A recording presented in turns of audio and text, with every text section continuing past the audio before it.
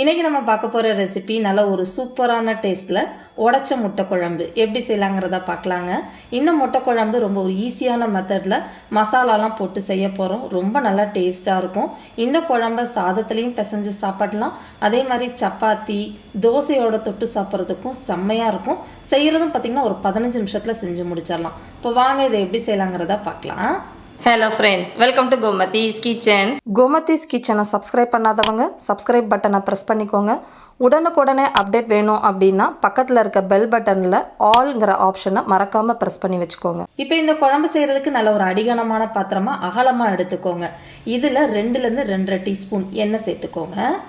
எண்ணெய் நல்லா காஞ்சதுக்கப்புறமா தாளிக்கிறதுக்கு கருவேப்பிலை மட்டும் போட்டால் போதும்.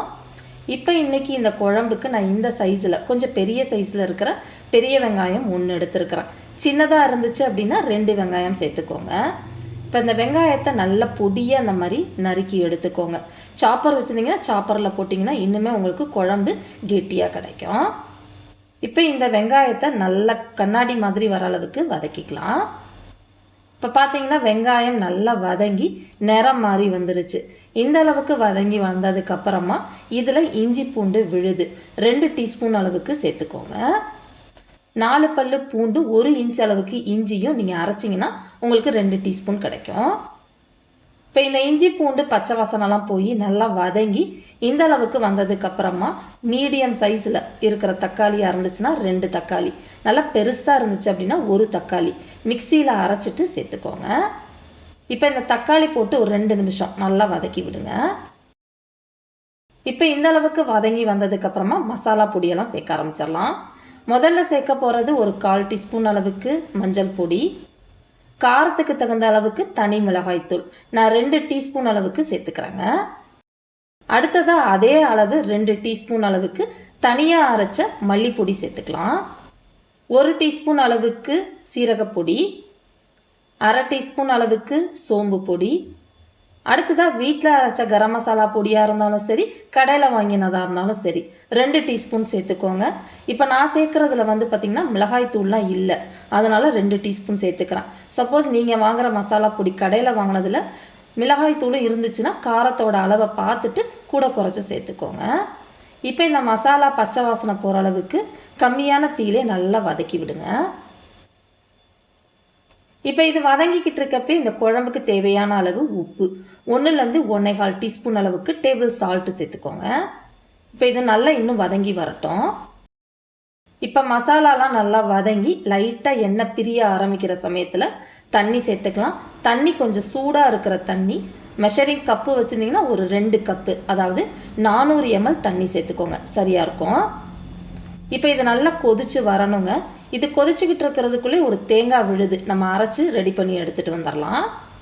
இப்போ அதுக்காக 1/2 மூடி தேங்காய் துருவி எடுத்துருக்கிறேன். சின்ன மூடி தேங்காவை எடுத்துக்கோங்க. அடுத்ததாக இதில் 1 டீஸ்பூன் அளவுக்கு கசகசா இல்லாத இடத்துல இருக்கிறீங்க, இல்லை உங்களுக்கு கிடைக்கல அப்படின்னா இதில் நம்ம முந்திரி பருப்பு 4 சேர்த்துக்க போகிறேன். 4க்கு பதிலாக நீங்கள் 6 சேர்த்துக்கோங்க. நீங்கள் கசகசா கிடைக்கல அப்படிங்கிறப்ப உங்கள்கிட்ட முந்திரி பருப்பும் இல்லைன்னா 1 டீஸ்பூன் பொட்டுக்கடலை போட்டு நல்லா அரைச்சிக்கோங்க. இப்போ பார்த்தீங்கன்னா தண்ணி ஒரு 1/2 கப் அளவுக்கு தண்ணி ஊற்றி அரைச்சி எடுத்துகிட்டு வந்திருக்கிறேன். அதையுமே இதில் சேர்த்துக்கலாம். இப்போ தண்ணி மொத்தமாக பார்த்தீங்கன்னா ஒரு 500 ml 1/2 லிட்டர் தண்ணி சேர்த்திங்கன்னா சரியாக இருக்கும். இந்த குழம்பு ஒரு 6 பேர் சாப்பிட்ற அளவுக்கு உங்களுக்கு கரெக்டாக இருக்கும். இப்போ இதையெல்லாம் சேர்த்து கலந்துட்டு உப்பு காரம்லாம் செக் பண்ணி பாருங்கள். ஏதாவது குறைவாக இருந்துச்சுன்னா இந்த டைம் சேர்த்துக்கலாம். இப்போ எனக்கு எல்லாமே கரெக்டாக இருக்குது. இதை கொஞ்ச நேரம் நம்ம மூடி வச்சு வேக விடுவோம். இப்போ பார்த்திங்கன்னா அடுத்து ஒரு 6-7 நிமிஷம் நல்லா கொதிச்சிருச்சு. குழம்பும் பார்த்திங்கன்னா நல்லா கெட்டிப்பட்டு லைட்டாக எண்ணெயும் பிரிய ஆரம்பிக்குது. இந்த அளவுக்கு கொதிச்சா போதும். இப்போ இந்த ஸ்டேஜில் அடுப்பு தீயை இன்னும் கொஞ்சம் குறைவாக வச்சுட்டு இப்போ நம்ம முட்டையை உடச்சி ஊற்ற ஆரம்பிச்சிடலாம். முட்டையை நீங்கள் டேரெக்டாக உடச்சி ஊற்றுறத விட இந்த மாதிரி தனித்தனியாக ஒரு பவுலில் உடச்சிட்டு அதுக்கப்புறம் சேர்த்திங்க அப்படின்னா அதில் எதுவும் ஓடு விழாமல் உங்களுக்கு இருக்கும். இன்றைக்கி செஞ்சுருக்கிற இந்த குழம்புக்கு நீங்கள் 8 முட்டை வரைக்கும் நீங்கள் தாராளமாக சேர்க்கலாங்க. இப்போ நான் பார்த்திங்கன்னா 7 முட்டை சேர்த்துருக்குறேன்.